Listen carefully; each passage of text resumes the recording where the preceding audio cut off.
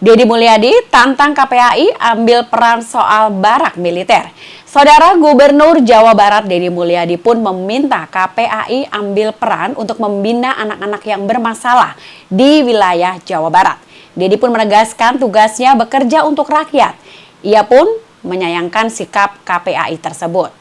Sebelumnya, Wakil Ketua Komisi Perlindungan Anak Indonesia atau KPAI, Jasra Putra mengatakan, siswa yang dikirim mengikuti program barak militer diancam oleh guru bimbingan dan konseling atau BK.